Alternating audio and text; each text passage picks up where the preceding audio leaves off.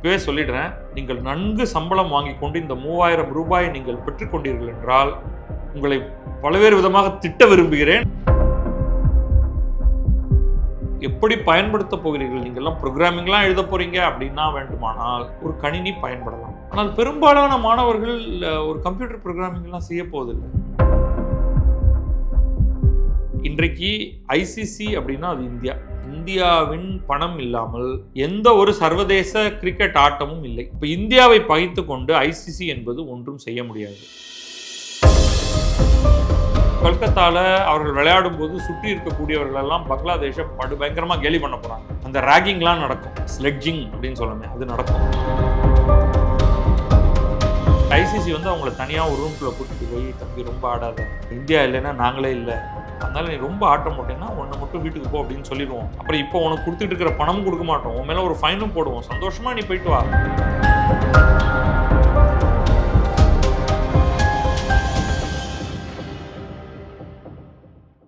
கிழக்கு நியூஸ் நேயர்களுக்கு வணக்கம். நான் பத்ரி சேஷாத்ரி. இன்றைக்கு பல சுவாரஸ்யமான செய்திகள் இருக்கின்றன, அவற்றை பார்ப்போம். தினமலரில் ஒரு செய்தி ஒன்று வந்திருக்கு. இது பல நியூஸ் பேப்பர்லையும் வந்திருக்கு. பொங்கலுக்கு எதிர்பார்த்தபடி ரூபாய் 3000 ரொக்கம், 20 லட்சம் மாணவர்களுக்கு லேப்டாப் அறிவித்தார் முதல்வர் ஸ்டாலின். உள்ளுக்குள்ளே போய் பார்ப்போம் செய்தியை. தமிழகத்தில் உள்ள 2.22 கோடி குடும்பங்களுக்கு பொங்கல் பரிசாக தலா 3000 ரூபாய் ரொக்கம் வழங்கப்படும். அதாவது கிட்டத்தட்ட 6660 கோடி ரூபாய் என்று அறிவித்துள்ளார் முதல்வர் ஸ்டாலின். 20 லட்சம், அதை தவிர 20 லட்சம் மாணவர்களுக்கு இலவச லேப்டாப் வழங்கும் திட்டத்தையும் இன்று தொடங்கி வைக்கிறார்.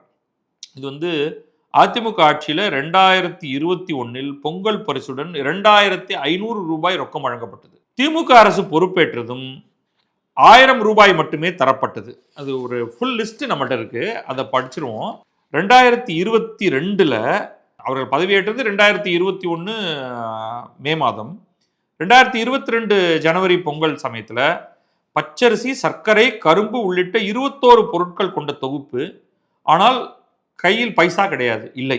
மக்களுக்கு ரொம்ப கோபத்தை வரவழைத்தது. 2023 1 கிலோ பச்சரிசி, 1 கிலோ சர்க்கரை, கரும்பு பொருட்களை கொஞ்சம் குறைச்சிட்டாங்க, கூட ஒரு 1000 ரூபாய் ரொக்கமாக கொடுத்தார்கள். 2024 1 கிலோ பச்சரிசி, 1 கிலோ சர்க்கரை, கரும்பு அதே ரூபாய் 1000, அதே மாதிரி. அதாவது 2023, 24 ஒன்று தான். 2025 1 கிலோ பச்சரிசி, 1 கிலோ சர்க்கரை, கரும்பு ரொக்கம் கிடையாது. 2026 இதே பச்சரிசி, சர்க்கரை, கரும்போட 3000 ரூபாயா. ஸோ மொத்தம் வந்து 6936 கோடி ரூபாய் செலவில் 2.22 கோடி குடும்பங்களுக்கு பொங்கல் பரிசு தொகுப்பு மற்றும் ரொக்கப்பணம். இதில் 6600 கோடி வந்து பணம் மட்டுமே, 6660. மீதி இருக்கிற 6936 மீதி 300 லட்சம் கோடியில் இந்த அரிசி போன்ற மற்ற பொருட்கள்லாம் வாங்கியிருக்காங்க. அப்புறம் அதிமுக ஆட்சியில் வந்து பள்ளி கல்லூரி மாணவர்களுக்கு இலவச லேப்டாப் வழங்கப்பட்டு வந்தது. நிதி நெருக்கடியால் அத்திட்டம் பாதியில் நிறுத்தப்பட்டது. நிதி நெருக்கடியால் அத்திட்டம் மீண்டும் செயல்படுத்த இப்பொழுது தமிழக அரசு முடிவெடுத்துள்ளது. இதற்காக 20 லட்சம் லேப்டாப் வழங்க பட்ஜெட்டில் 2000 கோடி ரூபாய் ஒதுக்கப்பட்டிருக்கிறது. அதாவது ஒரு லேப்டாப் தலா 10,000 ரூபாய் அப்படிங்கிற ரேஞ்சில் அவங்க முடிவு பண்ணியிருக்காங்க. இந்த திட்டம் வந்து அதிமுக அரசு கொண்டு வந்த போதே நான் விரிவாக இதை பற்றி எழுதியிருந்தேன். அப்பொழுது சொல்வதுதான் நான் இப்பவும் சொல்ல போகிறேன்.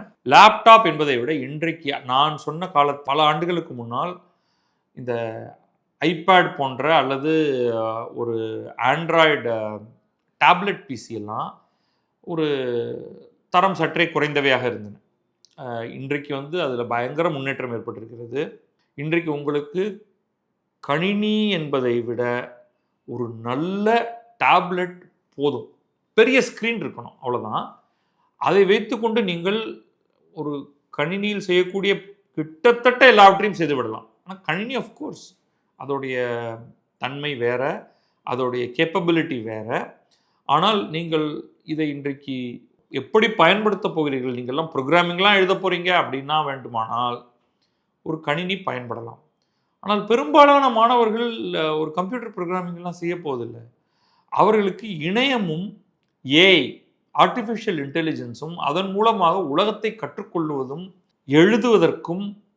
படிப்பதற்கும் புரிந்து கொள்வதற்கும் இது நிச்சயமாக உதவும்.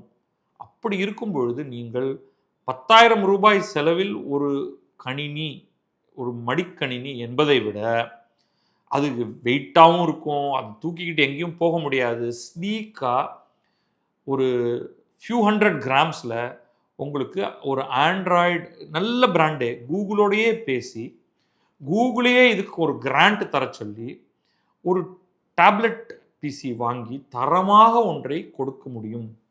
அதில் நீங்கள் அனைத்தையும் செய்ய முடியும். அதில் நீங்கள் கூகுளோட பேசி எங்களுக்கு வந்து ஒரு ஃப்ரீ ஜெமினை ஏஐயும் கொடுங்க அப்படின்னு பண்டில் பண்ணியே கொடுக்க முடியும். அதோடைய வேல்யூ ரொம்ப ஜாஸ்தி. ஆனால் அது நம்ம சொல்கிறதுனால யாரும் கேட்க போகிறதில்ல. ஸோ இந்த 2 திட்டங்களையும் ஒரு 9,000 கோடி அதில் ஆட் பண்ணுறீங்க. இதில் வந்து இந்த ஆளுக்கு 3,000 ரூபாய் கொடுக்கும் திட்டத்தை பற்றி நான் ஒன்றும் சொல்ல போவதில்லை. அது ஒரு அபத்தமானது. அதுவும் 2.22 கோடி கார்டுக்கு கொடுக்கணும்னா ஏகப்பட்ட மிடில் கிளாஸ், அப்பர் மிடில் கிளாஸ்க்கெல்லாம் 3,000 ரூபாய் தருகிறீர்கள். இப்போவே சொல்லிடுறேன், நீங்கள் நன்கு சம்பளம் வாங்கி கொண்டு இந்த 3,000 ரூபாயை நீங்கள் பெற்றுக்கொண்டீர்கள் என்றால் உங்களை பல்வேறு விதமாக திட்ட விரும்புகிறேன். ஆனால் இது வந்து ஒரு பப்ளிக் ப்ரோக்ராம் அப்படிங்கிறதுனால நான் அதை சொல்ல விரும்பலை. அரசின் பணம், இது மக்களுக்கு போக வேண்டிய பணம். இந்த பணம் நீங்கள் வாங்காதீர்கள். ஏழைகள் என்று நினைப்பவர்கள், தங்களுடைய வாழ்க்கையை நடத்த வேண்டும் என்று நினைப்பவர்கள் அந்த பணத்தை வாங்கிக் கொள்ளட்டும். இப்படி எல்லாரும் இந்த மாதிரியாக ஏன் அது சும்மா தானே தராங்க, நானும் வாங்குகிறேன் என்று நீங்கள் வாங்கிவிட்டால் அரசை ஏதாவது ஒரு விஷயத்தில் குறை சொல்ல உங்களுக்கு அந்த அருகதை இல்லாமல் போய்விடும். இது மாதிரியான பணத்தை நீங்கள் வாங்குகிறீர்கள் என்று தெரிந்துதான் அவர்கள் கொடுக்கிறார்கள். எங்களுக்கு எதற்கு இந்த பணம், எங்களுக்கு வேண்டாம் என்று நீங்கள் அந்த பணத்தை பெறாதீர்கள். நீங்கள் என்ன பண்ண போறீங்கன்னு எனக்கு தெரியாது. இன்னும் ஒரே ஒரு செய்தியோட முடித்து விடுவோம் இன்றைக்கு. இது வந்து ESPN கிரிக்கின்ஃபோ தளத்தில் வந்திருக்கு ஒரு கிரிக்கெட் செய்தி.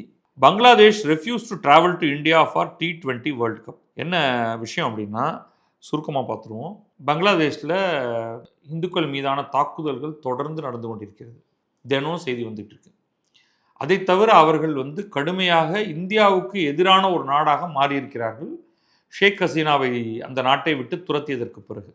இப்போ இந்தியாவுக்குள்ளே எழும்பிய பல்வேறு குரல்கள் காரணமாக உங்களுக்கு தெரியும், ஏற்கனவே இந்தியாவுக்கும் பாகிஸ்தானுக்கும் இடையே உள்ள உறவு, அதன் தொடர்ச்சியாக பாகிஸ்தான் விளையாட்டு வீரர்கள் இந்தியாவின் IPL கிரிக்கெட்டில் சேர்த்து கொள்ளப்படுவதில்லை. ஒரு காலத்தில் அவர்கள் இந்தியாவில் IPL விளையாடி கொண்டிருந்தார்கள். அதற்கு பிறகு ஒரு கட்டத்தில் அவர்களை சேர்க்கவில்லை. அதே மாதிரி ஒரு பெரும் குரல்கள் எழுந்து பங்களாதேஷ் பிளேயர்களை IPL-இல் சேர்த்து கொள்ளக்கூடாது என்ற ஒரு குரல் வந்தது. அதன் காரணமாக முஸ்தாபிசுர் ரஹ்மான் அணியிலிருந்து நீக்க வேண்டும் என்று சொன்னார்கள். வேறு சிலரையும் சேர்க்கப் போவதில்லை அப்படிங்கிற மாதிரியான ஒரு நிலை வந்துவிட்டது. இப்போ இதனால கோபம் அடைந்த IPL என்பது ஒரு பிரைவேட் சர்க்கியூட் என்று தான் பார்க்க வேண்டும். அது சர்வதேச போட்டி கிடையாது. அதிலே ஒரு நாட்டைச் சேர்ந்த பிளேயர் விளையாடணுமா விளையாடக்கூடாதா, அவரை சேர்த்துக்கொள்ளணுமா சேர்த்துக்கொள்ளக்கூடாதா என்பது வந்து வேறு ஒரு சில சட்டத்திட்டங்களுக்கு உட்பட்டது, விருப்பத்துக்கு உட்பட்டது. இப்போ என்ன பண்ணிட்டாங்கன்னா வந்து பங்களாதேஷ் கிரிக்கெட் போர்டு வந்து கோபம் அடைந்து இந்தியாவில் வந்து எங்களுக்கு பாதுகாப்பு இல்லை, அதனால் நாங்கள் வந்து இந்தியாவுக்கு வந்து விளையாட மாட்டோம் அப்படின்னு சொல்லியிருக்காங்க. ஒன்றும் பிரச்சனை இல்லை. பங்களாதேஷோடைய முதல் ஆட்டம் வந்து அவருடைய விளையாட்டு வந்து கொல்கட்டாலையும் மும்பையிலையும் நடக்க போகுது. அதில் ஓப்பனிங் ஃபிக்சர் வெஸ்ட் இண்டீஸ்க்கு எதிர்த்தாப்புல ஈடன் கார்டன்ஸில் இருக்குது. இன்னும் ஒரு மாதத்தில் இந்த டோர்னமெண்ட் ஆரம்பிக்க போகுது. அப்போ நாங்கள் வந்து இந்தியாவில் விளையாட மாட்டோம், எங்களுக்கு அந்த விளையாட்டை வந்து நீங்கள் இதில் ஸ்ரீலங்காவில் போய் போடுங்க அப்படின்னு அவங்க கேட்டிருக்காங்க. இதற்கு வந்து ICC என்ன சொல்ல போகுது அப்படிங்கிறத பார்க்கணும். India said they are unable to provide security for one player, the IPL பிளேயரை காரணம் காட்டி. So how can they give security for the whole team? We have to take the decision considering not just the players and support staff, a BCB official said. We have to think about the fans and journalists who will travel to India. We can't play in India, we can play in Sri Lanka அப்படின்னு சொல்லியிருக்காங்க. இது எதனாலன்னா அந்த Kolkata night Riders டீமோடைய முஸ்டாபிசுர் வந்து அணியிலிருந்து நீக்க வேண்டும் அப்படின்னு BCCI சொன்னதுனால, அதுவும் BCCI வந்து அஃபிஷியலாக கூட அதை சொல்லலை, அதுவும் வந்து செக்யூரிட்டி காரணத்துக்காகன்னு சொல்லலை, செக்யூரிட்டி காரணமெல்லாம் கிடையாது. பங்களாதேஷ் ஆட்டக்காரர்களுக்கு இந்தியாவிடமிருந்து எந்த உதவியும் போகக்கூடாது, ஏன்னா இந்தியர்கள் இல்லை, இந்துக்களுக்கு பங்களாதேசத்தில் ஒரு சேஃப்டி இல்லை அப்படிங்கிற அடிப்படையில். இப்போ இது வந்து BCCIக்கும் ICCக்கும் இது ஒரு பெரிய பிரச்சனை தான். ஆனால் உண்மை என்ன நடக்கும்னு நான் சொல்கிறேன்.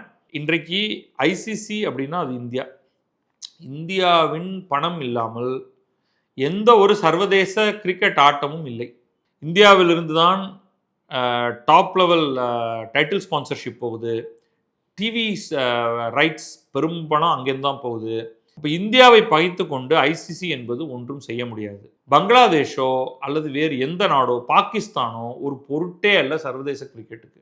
நீங்கள் கோபம் வந்து கத்தினால் நீங்கள் வேண்டுமானால் விளையாடாமல் இருங்கள் அப்படின்னு சொல்ல போகிறாங்க. கடைசி நேரம் இதில் உங்களுக்கு வேண்டிய பாதுகாப்பை தருகிறோம். இப்போ பங்களாதேஷுக்கும் ஒரு அவங்களுடைய மனசில் பட்ட காயம்தான் இது. அவர்கள் என்னவோ வந்து எனக்கு நிஜமாவே எனக்கு அச்சுறுத்தல்லாம் இல்லை. நிச்சயமாக ஆனால் கொல்கத்தாவில் அவர்கள் விளையாடும் போது சுற்றி இருக்கக்கூடியவர்களெல்லாம் பங்களாதேஷை பயங்கரமாக கேலி பண்ண போகிறாங்க. அந்த ரேகிங்லாம் நடக்கும். ஸ்லெட்ஜிங் அப்படின்னு சொல்லுமே அது நடக்கும். அதாவது பார்வையாளர்கள்டேருந்து.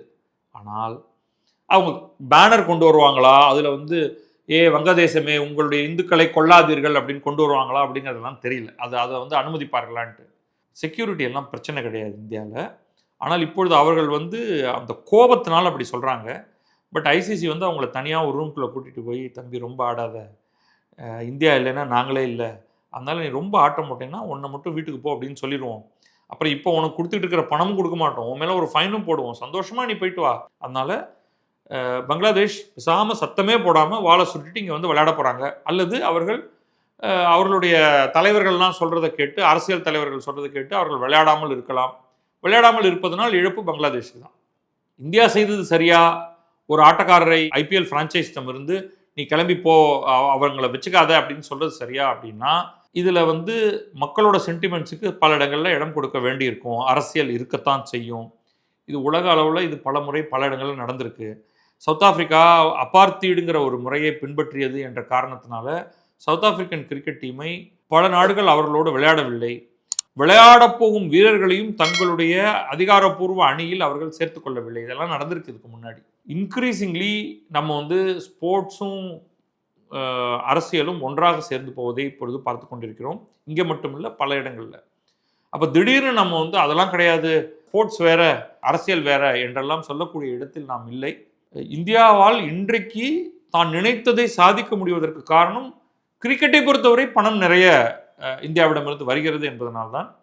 அதனால் இன்னும் வந்து வேறு இடங்களிலெல்லாம் வேறு சில விஷயங்களை பார்த்தோம்.